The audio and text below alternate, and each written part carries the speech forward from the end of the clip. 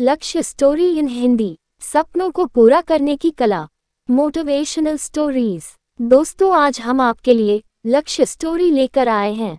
आप सभी ने लक्ष्य को निर्धारित करने के बारे में पहले जरूर सुना होगा और आप इसका महत्व भी बहुत अच्छे से जानते होंगे। लक्ष्य निर्धारण करने से हमें एक निश्चित दिशा और निरंतर कार्य करने का हौसला मिल जाता है। लक्ष्य निर्धारण से हमारे मन का भटकाव खत्म हो जाता है और हमें कार्य करने का उद्देश्य मिल जाता है। इस स्टोरी में आप पढ़ेंगे कि कैसे लोगों ने लक्ष्य निर्धारण करके असंभव कार्य को संभव किया है। जो चाहोगे वही पाओगे। बहुत पुरानी बात है। एक गांव से नदी गुजरा करती थी, जिसके किनारे एक साधु बैठा रहता था और जोर जोर से चिल्लाता रहता था, जो चाहोगे वही पाओगे, जो चाहोगे वही पाओगे। साधु को गांव के सभी लोग पागल, कुछ लोग मूर्ख और न जाने क्या क्या समझते थे। साधु हमेशा यही चिल्लाता रहता था और भगवान की भक्ति करता रहता था। बहुत दिन बीत गए। एक दिन एक बेरोजगार लड़का वहां से गुजरा।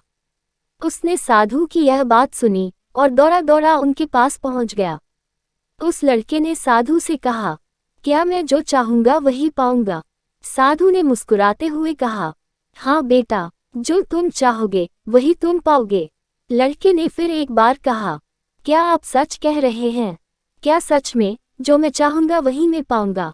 साधु ने कहा, हाँ, जो तुम चाहोगे वही तुम पाओगे।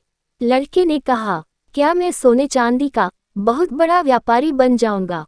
साधु ने कहा, हाँ बेटे, तुम अवश्य बनोगे। आज मैं तुम्हें कुछ सोने और चांदी की वस्तुएं दूंगा, जिसको तुमने ले जाना और देखना। तुम एक बहुत बड़े सोने चांदी के व्यापारी बन जाओगे। लड़के ने अपनी दोनों आंखें बंद की और साधु की ओर हाथ बढ़ा दिए। साधु ने एक हाथ लड़के का पकड़ा और कहा, ये लो बेटा, ये सोना है। इसे समय कहते हैं। तुम कभी भी इसको हाथ से मत जाने देना।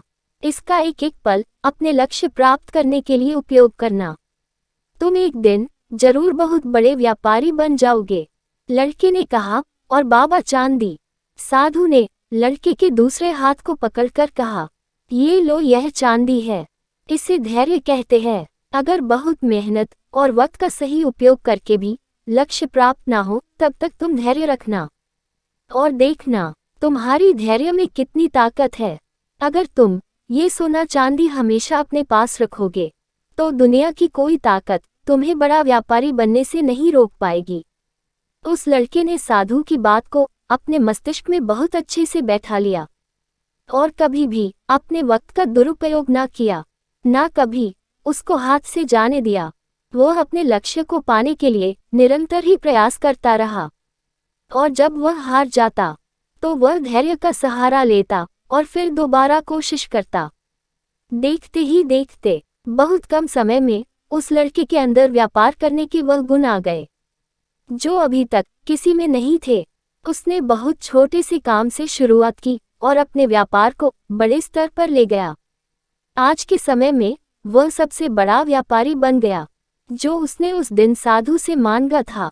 उसने अपने लक्ष्य को प्राप्त करने के लिए अनेक संघर्ष किए, अनेक चीजें सीखी और ना अपने समय का दुरुपयोग किया, ना कभी अपना धैर्य खोया, और उसने वही पाया जो वह चाहता था। कहानी से शिक्षा। समय और धैर्य वह ताकत है जिसका उपयोग करके हर व्यक्ति अपने मन मुताबिक लक्ष्य को प्राप्त कर सकता है। निरंतर आगे बढ़ते रहना और कभी अपने लक्ष्य से विमुख न होने से ही हमें लक्ष्य प्राप्त होता है। दोस्तों, आज की ये मोटिवेशनल स्टोरी आपको कैसे लगी, ये आप हमें कमेंट करके बता सकते हैं। हम ऐसे ही कहानियाँ आपके लिए लेकर आते रहेंगे। उम्मीद है ये कहानी आपके दिल को छू गई होगी।